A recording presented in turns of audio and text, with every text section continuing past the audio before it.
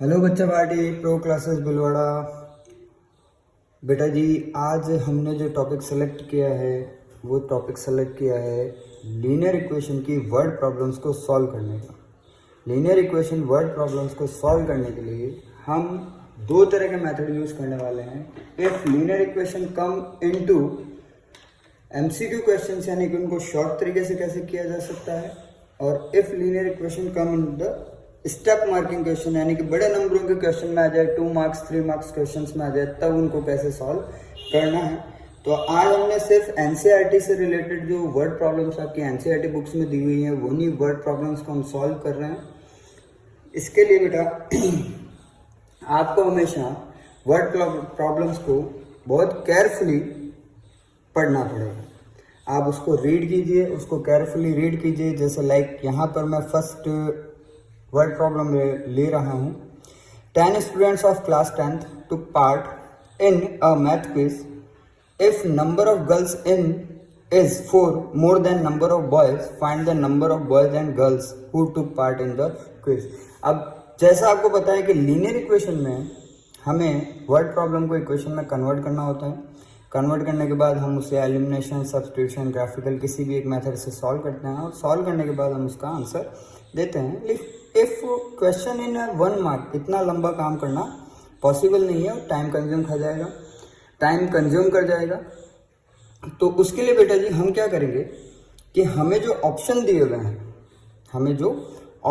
हैं उन्हीं ऑप्शंस को हम उस कंडीशन से मैच करके देखेंगे। जैसे लाइक इसने ये कहा कि 10 स्टूडेंट्स, तो सबसे पहले तो 10 स्टूडेंट्स ऑफ क्लास 10th, तो सबसे पहले हम चेक करेंगे कि हमारे ऑप्शन में किन का सम जो है वो 10 आ रहा है। जैसे 5 5 10 है, 7 3 10 है, 4 6 10 है, 9 1 ये भी 10 है। Now we are taking the second condition.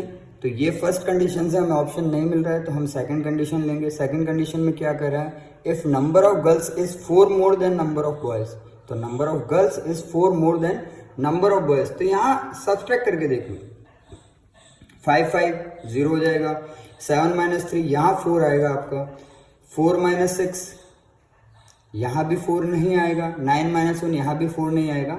तो दोनों कंडीशन कौन फुलफिल कर रहा है, ये फुलफिल कर रहा है। लाइक 7 + 3 10 स्टूडेंट्स हो गए, 7 - 3 तो नंबर ऑफ गर्ल्स 7 है, नंबर ऑफ बॉयज 3 है, तो 7 - 3 यानी यहाँ भी आपके पास क्या बच रहा है, 4 बच रहा है। तो इस तरीके से भी हम इनको सॉल्व कर सकते हैं।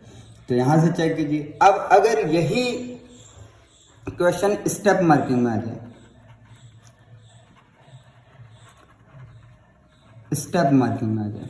तब क्या करना है, यानी कि यह क्वेश्चन 2 या 3 मार्क्स क्वेश्चन में आ जाए, 2 या 3 मार्क्स वाले क्वेश्चंस में आ जाए, तब इसको कैसे सॉल्व करना है, इसको किस तरीके से लिखना है। तो उसके लिए चेक कीजिए। सबसे पहले हमने क्वेश्चन को पढ़ लिया, हमें यह समझ में आ गया कि नंबर 10 थे, स्टूडेंट्स के नंबर 10 थे, जिसमें से गर्ल्स की जो क्वांटिटी थी वो बॉयज़ क्वांटिटी से 4 मोर थी। तो हम क्या करेंगे, हम कहेंगे कि लेट, देखो लीनियर इक्वेशन में क्या होता है कि जब भी जो भी फाइंड करना होता है उसको हम एक्स एंड वाई वेरिएबल में या किसी भी 2 वेरिएबल में हम इसको एज्यूम कर लेते हैं। Let number of girls to B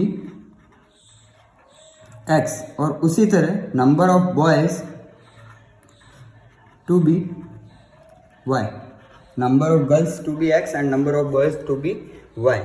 अब यहीं से according to question number of girls plus number of boys is equals to 10, ये आपकी फर्स्ट लीनियर इक्वेशन बन गई।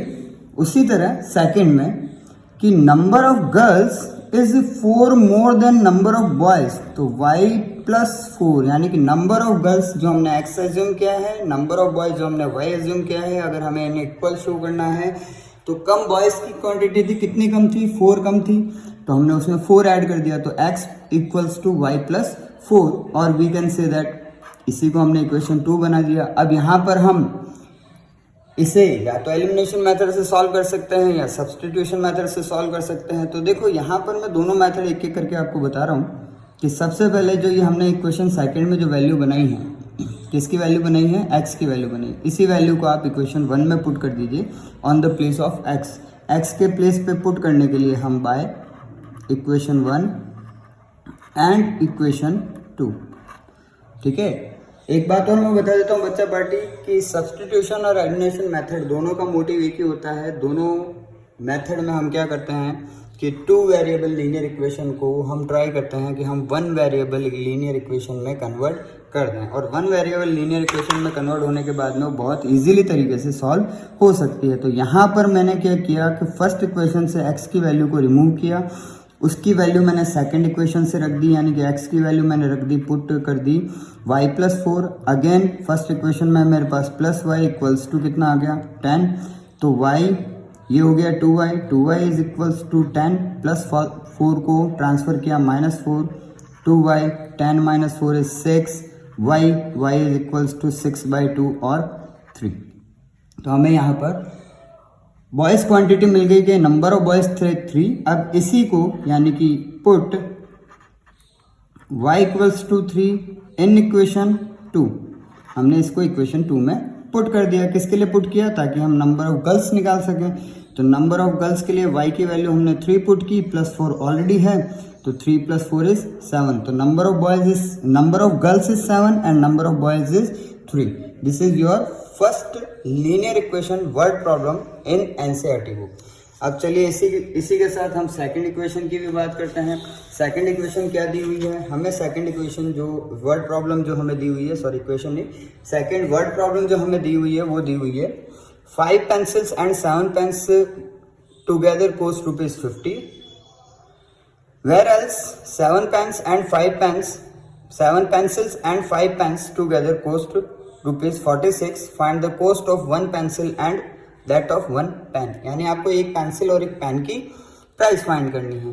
तो बेटा जी इसके लिए हम क्या कर सकते हैं? हमने यही देख लिया, हमारे को ऑप्शन दिए हुए हैं। अगर हम ये क्वेश्चन हमें एमसीक्यू में दे रहा है तो हम इसकी इक्वेशन बनाएंगे, उसको सब्सट्रैक्ट करेंगे या उसको एलिमिनेशन सब्स्टिट्यूशन मेथड से सॉल्व करेंगे, तो वो बहुत लंबा काम हो जाएगा। तो इसके लिए हम क्या करेंगे, हम इसी को एमसीक्यू में सॉल्व करने के लिए हम इसकी इक्वेशंस वगैरह को कंस्ट्रक्ट नहीं करेंगे। हम क्या करेंगे, ऑप्शंस को यूज़ करेंगे। लाइक मैं ये करता हूँ, मैंने कहा 5 पेन, अगर ऑप्शन पेंसिल की प्राइस बता रहा है 3, तो मैंने क्या किया 3 × 5 किया, 3 × 5 प्लस पेन की प्राइस बता रहा है 7 पेन्स और ईच पेन की प्राइस बता रहा है 8, तो मैंने क्या कर दिया 8 × 7 कर दिया। अब इसको चेक कर लूँगा, 3 × 5 कितना होता है 15, 8 × 7 56, और इसका सम जो है वो 50 नहीं आएगा, तो ये ऑप्शन मेरे लिए राइट नहीं है। सेकंड में आ जाओ। सेकंड में अगर मैं चेक करता हूँ तो मैंने कहा 3 × कितनी पेंसिल्स हैं 5 पेंसिल्स हैं, प्लस 4 × कितने पेन्स हैं 7 पेन्स हैं, तो 7 कर दिया, 3 × 5 हो गया 15, 7 × 4 हो गया 28। इसका सम भी 50 नहीं आएगा, तो ये ऑप्शन भी राइट नहीं है। Now next option 3 × number of pencils 5 plus 5 × number of pen 7, 3 × 5 = 15, 5 × 7 = 35। इसका सम कितना आ रहा है? इसका सम आ रहा है 50, और हमें क्वेश्चन ने भी यही कहा कि 5 pencil and 7 pens together cost ₹50, तो हमारे लिए ये option C is the right. अब इसका अगला भी अगर आपको चेक करना तो कर सकते हैं, 7 × 5 प्लस 5 × 7, ये हो जाएगा 35, ये भी हो जाएगा 35, इसकी प्राइस आएगी ₹70।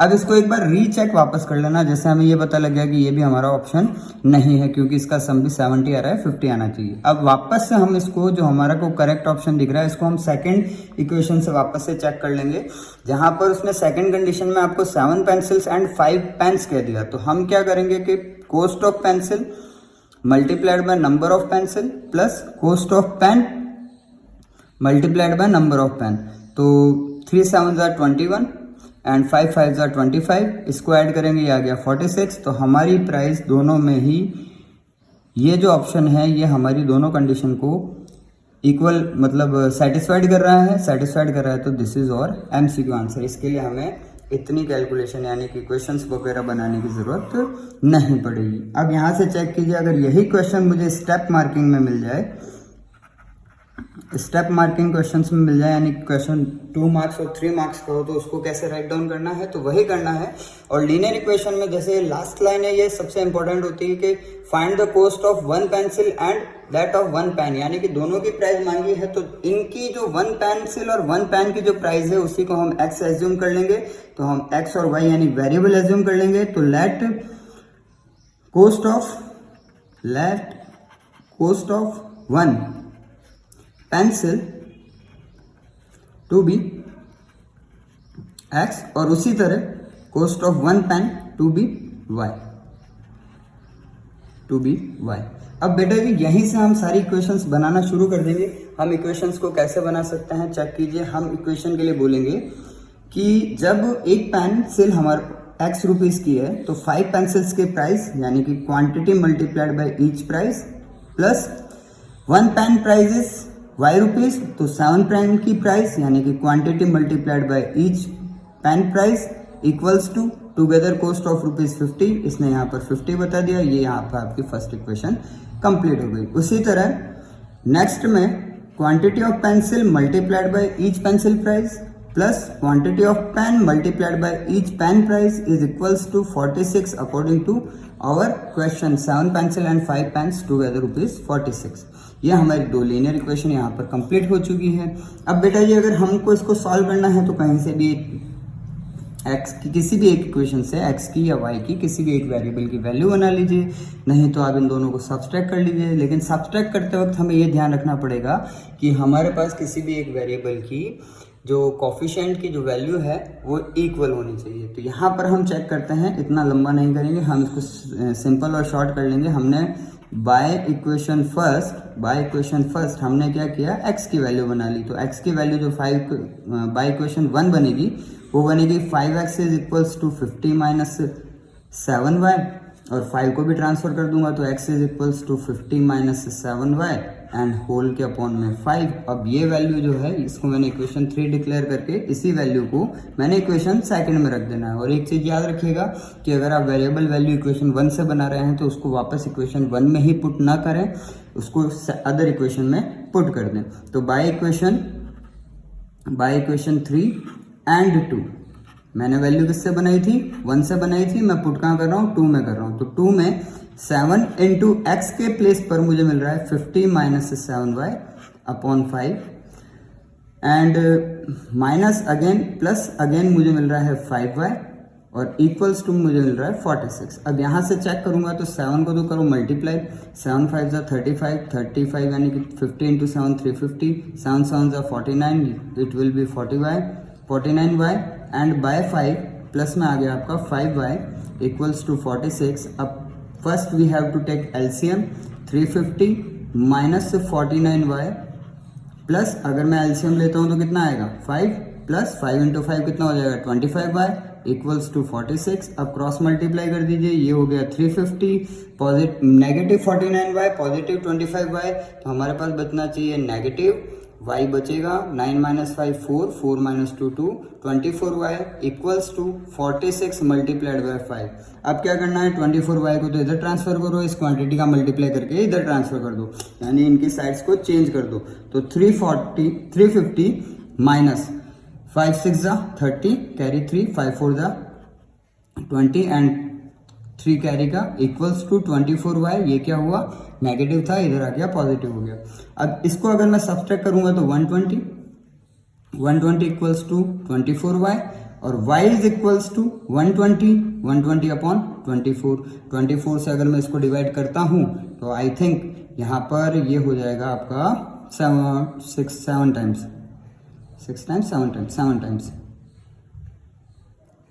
नहीं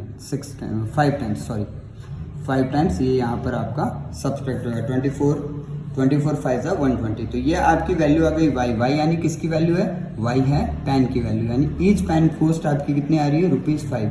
अब इसी तरह इसी इक्वेशन में मैंने कहा पुट y जो वैल्यू है, y की जो वैल्यू हमने फाइंड की है, put y equals to 5 in equation third में हम पुट कर देंगे। तो थर्ड में इसलिए पुट कर रहे हैं ताकि डायरेक्ट हमें क्या मिल जाए, कॉस्ट ऑफ पेंसिल जिसको हमने x एज्यूम किया है। तो 50 माइनस 7 इंटू वाई की वैल्यू हो गई 5 अपॉन में आ गया 5। अब इसका आप कैलकुलेशन करेंगे तो 50 माइनस 35 अपॉन 5 क्या रिमेन बचेगा, x इज इक्वल्स टू 15/5। 15/5 का मीनिंग हो गया 3। तो cost of pencil 3 rupees and cost of pen 5 rupees. ये आपका सेकंड वर्ड प्रॉब्लम। हालांकि एनसीईआरटी बुक ने इसको सॉल्व करने के लिए नहीं कहा है, एनसीईआरटी बुक ने इसको सिर्फ एल्जेब्रिक फॉर्म में रिप्रेजेंट करने के लिए कहा है, लेकिन हम इसको पूरा सॉल्व भी करके इसके आंसर को लेकर आ रहे हैं। अब इसी तरह अगर हम बात करें एनसीईआरटी के क्वेश्चन नंबर 3 की, जो थर्ड वर्ड प्रॉब्लम एक्सरसाइज 3.1 में ही दी हुई है, तो यहाँ पर वर्ड प्रॉब्लम बोल रहा है half of the perimeter of A rectangular garden whose length is 4 more than its width is 36 meter. Find the dimensions of the garden.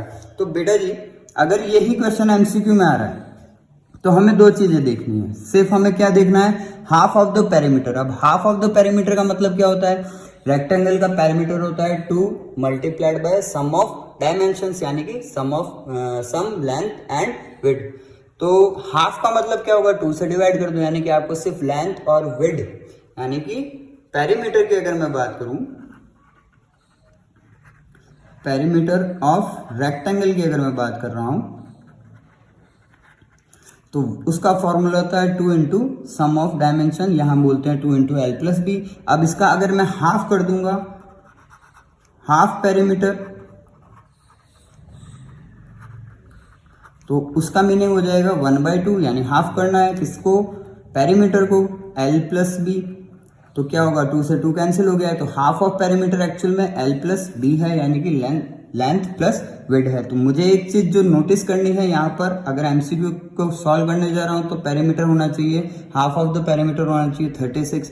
तो 36 को ऐड करके यहीं देख लो, अगर आपको 36 ऐड करने पर मिल रहा है तो एक तो हमें इस ऑप्शन में मिल रहा है 35 + 1, ये भी 36 है, सी 30 + 6 ये भी 36 है, बी की बात करूं 30 + 10, तो ये तो मैं पहले ही रिजेक्ट कर देता हूं, 30 + 10 ये तो हो ही नहीं सकता 36, और 16 + 20 ये भी हो सकता है, यानी हमारे पास में एक ऑप्शन तो पहले गायब हो गया। अब दूसरी बात करते हैं कि लेंथ और विड्थ के बिटवीन जो है, length is 4 more than its width.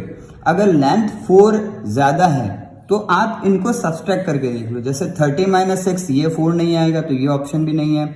अच्छा, इसके बाद में 35 - 1 ये भी ऑप्शन नहीं है, क्योंकि 35 - 1 भी 4 नहीं होगा, तो हमारे पास एक ही ऑप्शन बच रहा है 16 एंड 20। तो चेक कर लीजिए, 20 - 16 कितना हो जाएगा, 4 हो जाएगा। तो मेरी दोनों कंडीशन कौन सा ऑप्शन प्रूव कर रहा है या सेटिस्फाइड कर रहा है, ये वाला ऑप्शन 16 एंड 20। इसका सम कितना हो रहा है 36, यानी कि हाफ ऑफ द पेरीमीटर, और इसका जो डिफरेंस है वो कितना आ रहा है 4 आ रहा है। Length is 4 more than its width, जैसा कि अकॉर्डिंग टू क्वेश्चन कहा। तो एमसीक्यू क्वेश्चंस के लिए हमें इक्वेशंस को बनाने की जरूरत नहीं है, हम उसको वैसे भी सॉल्व कर सकते हैं।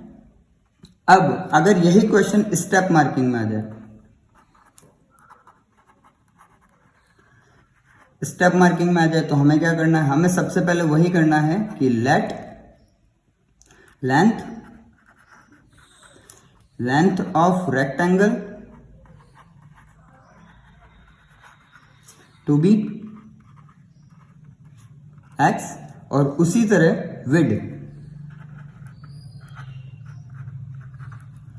Width of rectangle to be y।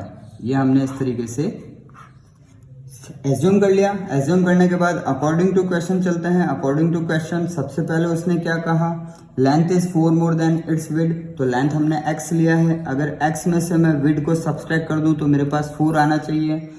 According to question length is 4 more than its width, यानी कि लेंथ 4 ज्यादा है, 4 ज्यादा है, तो लेंथ में से विड्थ को सब्सट्रैक्ट करूंगा 4 मिलना चाहिए। ये इक्वेशन 1 हमारी यहाँ पर बन गई। अब इसी तरह हम इक्वेशन सेकंड की बात करें तो उसने कहा then is which is 36 half of the perimeter of the rectangular garden whose length, तो half of the perimeter of rectangular garden is 36। तो half of the perimeter का मीनिंग अभी बताया था, half of the perimeter का meaning l plus b यानी कि length plus width है, तो length plus width equals to 36। ये आपका क्वेश्चन नंबर सेकंड हो गया। अब यहाँ पर हालांकि देखो जहाँ तक मुझे यहाँ पर दिख रहा है, हमने जो दोनों इक्वेशंस बनाई हैं, इन दोनों इक्वेशंस को अगर मैं ऐड भी कर दूंगा तो y वाला जो टर्म है मेरा, एक नेगेटिव है एक पॉजिटिव है, ये कैंसिल हो जाएगा। और सब्स्टिट्यूशन एलिमिनेशन दोनों मेथड्स का मीनिंग क्या होता है, उनको 2 वेरिएबल की जगह इक्वेशंस को 1 वेरिएबल में कन्वर्ट करना। तो मैं यहाँ क्या करूँगा, मैं यही कह दूंगा सीधे कि ऐड इक्वेशन 1 एंड 2, तो x minus y equals to 4 and x plus y equals to 36। Add कर रहा हूं तो x एंड x ये दोनों ऐड होकर 2x हो जाएगा, नेगेटिव y पॉजिटिव y ये कैंसिल आउट हो जाएगा, 36 प्लस 4 ये हो जाएगा आपका 40, then x is 40 upon 2, 40 upon 2 का मीनिंग हो गया 20। अब यहाँ पर मेरे पास लेंथ आ गई, तो मैं इसी x की एक वैल्यू को किसी भी एक इक्वेशन में पुट कर दूंगा, यानी कि मैंने कहा put x equals to 20 in equation 2 में पुट कर दिया तो x की वैल्यू कितनी हो गई 20 plus y equals to 36, then y is equals to 36 minus 20, कितना मिलेगा 16। तो ये आ गया हमारा दोनों आंसर, यानी कि width of the rectangle is 16 and length of the rectangle is 20। तो ये जो फॉर्मेट है, ये फॉर्मेट बेटा ये सारे स्टेटमेंट्स के साथ होना चाहिए अगर आपको स्टेप मार्किंग में नंबर चाहिए। आपको स्टेटमेंट प्रॉपर्ली राइट डाउन करना पड़ेगा। अगर क्वेश्चंस जो है वर्ड प्रॉब्लम के क्वेश्चंस जो हैं वो आपके 2 और 3 मार्क्स क्वेश्चंस में आ रहे हैं तो आपको step marking steps write down करनी पड़ेगी। और अगर एमसीक्यू में आ रहा है तो आप इसकी इक्वेशंस वगैरह ना बनाएं, आप इसको डायरेक्टली सॉल्व करना सीखें। थोड़ा सा एक आइडिया आपको लगाना पड़ेगा कि आपको इसको किस तरीके से सॉल्व करना है, आपको कंडीशंस को, आपको वर्ड प्रॉब्लम्स को अच्छे तरीके से समझना पड़ेगा। चलिए अब हम नेक्स्ट क्वेश्चन नंबर 4 की बात करते हैं। Question number 4, the word problem from NCERT book. तो यहाँ पर जो वर्ड प्रॉब्लम गिवन है वो गिवन है the difference between 2 numbers is 26, the 1 number is 3 times to the other, find them. देखो दो कंडीशन साफ साफ नजर आ रही है, 2 नंबर्स हैं उनके बिटवीन डिफरेंस होना चाहिए 26, यानी कि उन दोनों का सब्सट्रैक्शन जो होना चाहिए वो होना चाहिए 26। दूसरा 1 number is 3 times to the other. Let's check, यहाँ पर देखो 13 इंटू 13 डिफरेंस तो 0 होगा, तो ये ऑप्शन तो वैसे ही कैंसिल हो गया। 39 इंटू 15, 39 माइनस 15, 9 माइनस 5 4 होता है, 26 नहीं आएगा, ये ऑप्शन वैसे ही खत्म हो गया, मतलब ये ऑप्शन हो ही नहीं सकता। अब यहाँ आ जाइए 39 माइनस 13, 39 माइनस 13, 9 माइनस 3 6, 3 माइनस 1 2, तो ये ऑप्शन में भी हो सकता है। और यहाँ आकर चेक करते हैं हम कि 30 माइनस 13, 30 माइनस 13 26 नहीं होगा, तो ये ऑप्शन भी नहीं होगा। तो हमें आंसर हमारी फर्स्ट कंडीशन से ही मिल गया। फर्स्ट कंडीशन से कैसे मिल गया, 39 माइनस 13 करेंगे तो हमें क्या मिलेगा 26 डिफरेंस मिलेगा। सेकेंड जो इसकी कंडीशन है 1 number is 3 times to the other, तो 13 3 द 39, तो ये ऑप्शन दोनों ही कंडीशंस को पूरी कर रहा है। मिला भले हमें एक ही कंडीशन से, लेकिन दोनों कंडीशंस को फुलफिल कर रहा है, तो हमें सीधा आंसर मिल गया। तो इसमें ना तो मुझे कोई इक्वेशन बनानी पड़ी ना कुछ करना पड़ा, और डायरेक्टली बेटर मैं उसको और इजी तरीके से भी कर पाया। लेकिन अगर यही क्वेश्चन स्टेप मार्किंग में आ रहा है, स्टेप मार्किंग में आ रहा है, तो उसके लिए हम क्या करेंगे, उसके लिए हम करेंगे सबसे पहले let first number to be x assume कर लेंगे and second number to be y assume कर लेंगे। अब क्या हुआ, हमने ये कहा कि लार्जेस्ट कौन सा है, तो हम एक्स को ले लें या वाई को ले लें, उससे कोई फर्क नहीं पड़ेगा, उससे तो नंबर से मतलब है। अब अकॉर्डिंग टू क्वेश्चन चलें, अकॉर्डिंग टू क्वेश्चन अगर हम चल रहे हैं तो फर्स्ट में क्या कहा, डिफरेंस बिटवीन 2 नंबर्स, तो कोई सा भी डिफरेंस ले लो, यानी x minus y equals to 26 ले लिया। अब लेकिन यहाँ याद रखना कि आपने x minus y equals to 26 कहा है, तो x is the larger number and y is the smaller number. अब ये हमारी इक्वेशन फर्स्ट यहाँ पर बन गई। अब क्या कहा है, सेकंड कंडीशन में 1 number is 3 times to the other, तो देखो लार्जर नंबर x है तो इसका तो 3 टाइम्स करूंगा तो ये तो और बड़ा हो जाएगा, तो मुझे किसका 3 टाइम्स करना है, y का 3 टाइम्स, यानी स्मॉलर नंबर का 3 टाइम्स करना है। तो ये हमारा सेकंड इक्वेशन बन गई। वापस से चेक कर लो, the difference between 2 numbers is 26, तो दोनों नंबर्स का डिफरेंस कितना है 26। 1 number is 3 times to the other, तो लार्जर ही बड़ा हो सकता है, तो x is equals to 3 times of y। ये दो इक्वेशन यहाँ बन गई। x की वैल्यू मुझे बनी बनाई मिल रही है, तो मैं यहीं पर रख दूंगा, क्या कर दूंगा, मैं कहूंगा by equation first and second, by equation first and second x के प्लेस पर मैंने राइट डाउन किया 3y, नेक्स्ट में माइनस y ऑलरेडी उसके पास है, इक्वल्स टू 26 उसके पास है, 3y माइनस y ये हो जाएगा आपका 2y equals to 26 and y is equals to 13, 26 divided by 2, तो मुझे एक नंबर मिल गया, वो है मेरा 13। अब इसी वैल्यू को put y equals to 13 in equation 1, in equation 2 में ज़्यादा इजी रहेगा। x is equals to 3, x is equals to 3 into y की वैल्यू क्या निकाली 13, 13 3 जा 39, तो ये मेरा सेकंड नंबर है, ये मेरा फर्स्ट नंबर है, तो दोनों नंबर्स यहाँ से मिल गए। अगर इस तरह की वर्ड प्रॉब्लम्स आपके एमसीक्यूज में स्टेप मार्किंग में आती है तो ये बहुत इजी तरीके से की जा सकती है, बस आपको थोड़ा सा वर्ड प्रॉब्लम को ध्यान से पढ़ना है और वर्ड प्रॉब्लम को थोड़ा ध्यान से समझना है, उसकी कंडीशंस को समझना है। अब इसी के साथ हम नेक्स्ट क्वेश्चन की बात करते हैं। हम क्वेश्चन नंबर 5 की बात कर रहे हैं। क्वेश्चन नंबर 5 क्या कह रहा है, ये भी आपकी एनसीईआरटी की वर्ड प्रॉब्लम है। The largest angle of to supplementary angles exceed the smaller by 18 degree, find them. तो अब देखो बेटा जी, क्यों मैं आपको कहता हूं कि आपको वर्ड प्रॉब्लम्स को ध्यान से पढ़ना चाहिए। यहां पर देखो उसने एक वर्ड दिया है सप्लीमेंट्री एंगल, यहाँ पर एक वर्ड आपको क्या दिया गया है, सप्लीमेंट्री एंगल। अब ये याद रखो कि सप्लीमेंट्री एंगल क्या होता है, प्रीवियस क्लासेस में छोटी